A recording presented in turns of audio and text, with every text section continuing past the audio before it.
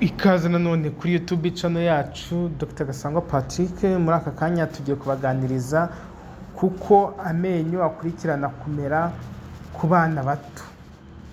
Hari byinshi uba wibaza wowe mubyeyi, ese umwana wanjye azamera amenyo ryari, ese azabanza yahe akurikizeho ayahe, ese umwana wanjye ko yakereye kumera amenyo, ese umwana iyo ameze amenyo agira ibihe bimenyetso.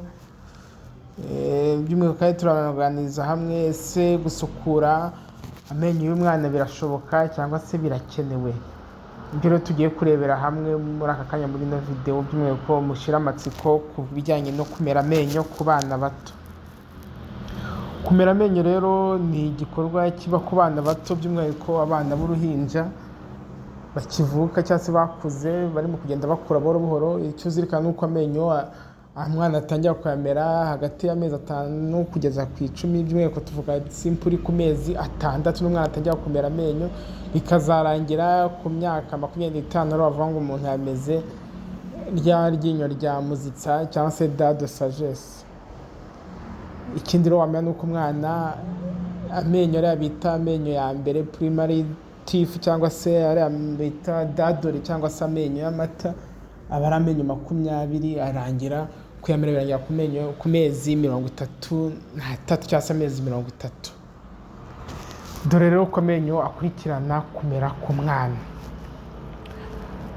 hagati y'amezi 5 n'amezi 10 niho umwana atangira kumera amenyo ya mbere.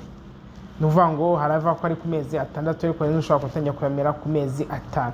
Amenyo ramera bwa mbere amera amenyo ya mbere rimwe ryo hagati ndetse no ku ruhande rw'ibumoso, ariko ku rwasaya rwo hasi.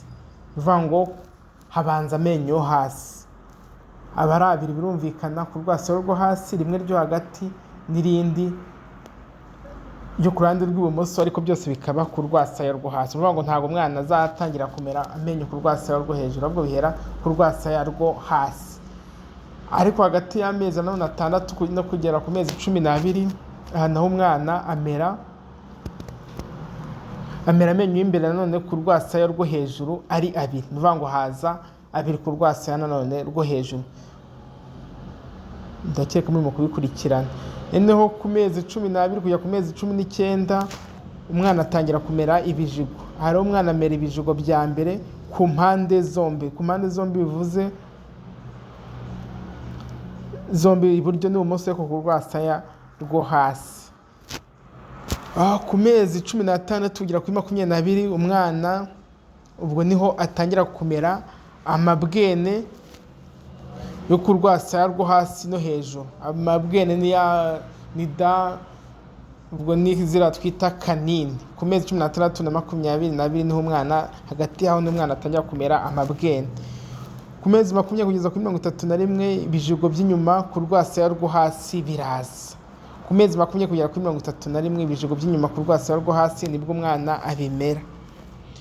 Noneho ku mezi 25 kugeza ku mezi 33 ibijigo by'inyuma ku rwasaya rwo hejuru nibwo umwana abimera. Iki bivuze ku myaka 3 umwana amenyo 20 aba yuzuye. Yaba yuzuye ku myaka 3 umwana afite amenyo 20, 10 yo hasi n'10 ku rwasaya rwo hasi n'andi 10 ku rwasaya rwo hejuru. Nguko rero uko abana bakurikirana mu kumera amenyo. Ikibazo rero gikunze kubaho, usanga hari abana batinze kumera amenyo, ugasanga umwana agize amezi 12 ataramera amenyo. Icyo ntabwo ukangura we mubyeyi, niba umwana ubona ageze amezi 8, 12 ataramera amenyo cyangwa se akarenza amezi 16 ataramera amenyo, ni byiza kuza kwa muganga tukaba twagufasha, kubera ko hari ibyo bishobora kuba bituma umwana atamera amenyo tukaba tutabizi. Ariko icyo ugomba kumenya bwa mbere, bishobora kuba biri familiyo cyangwa se mu bitera biva mu muryango. Ugasanga mu muryango harimo ikibazo cya genetike gituma abantu muri uwo muryango batinda kumera amenyo, hari ibitagenda neza. Ariko icyo nyine uza kwa muganga tukakireba. Ikindi ashobora kubaho malformation atandukanye nk'amatirizomi, bira bita Down syndrome cyangwa tirizomi 21, ibyo bishobora gutuma umwana atinda kumera amenyo, ushobora kuba bifite izo malformation zikaba zitarabonetse. Ni byiza rero ko nimba umwana yaratinze kumera amenyo uza kwa muganga tukareba ko izo malformation ntazihari.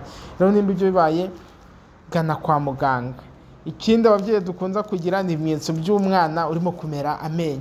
Ababyeyi benshi bakunze kwibeshya ko umwana urimo kumera amenyo agira umuriro cyangwa se akagira diyare, ariko sibyo. Hari igihe umubyeyi aza kwa muganga avuga ngo umwana wanjye yagize umuriro, ariko ndakeka ko ari ukubera kumera amenyo. Ntabwo ari byo, kumera amenyo ntabwo bitera umuriro cyangwa se kugira diyare, hoya. Ahubwo ikimenyetso azagira umwana watangiye kumera amenyo, ashobora gutangira guta inkonda cyangwa se ukabona ishinya nyine yatangiye kubyimba, ariko ntabwo azagira umuriro cyangwa agire diyare. Kumera amenyo ntabwo bitera umuriro cyangwa diyare, ibyo rwose mubizirikane. Ikindi kandi ugomba kwitaho, niba umwana yatangiye kumera amenyo ujye umenya ko no gutangira kuyakorera isuku ari ngombwa, ariko ntabwo uzamuborosa. Ahubwo umwana ufite cya gihe gito ushobora gufata agakompresi cyangwa se agatambaro, ni ka gakompresi kaba kameze neza gafite isuku gafunze neza kari sterile wakuye muri farumasi, ukajya ukogeshaho, ariko nta buti w'amenyo ushyizeho. Za korogati ntabwo umwana muto aba azikeneye, kugenda uhanagura, nta korogati aba akeneye. Umwana atangira gukenera korogati uko agenda yigira imbere, kandi ukazirikana ko umwana ufite imyaka 4 aba ashobora kwiyogereza amenyo n'uburusu, ahaba yakuze. Murakoze rero cyane, mukomeze gukora subscription kuri YouTube channel yacu. Bye bye, ciao ciao. Ikaze nanone kuri YouTube channel yacu Dr. Gasangwa Patrick. Muri aka kanya tugiye kubaganiriza kuko amenyo akurikirana kumera ku bana bato. Hari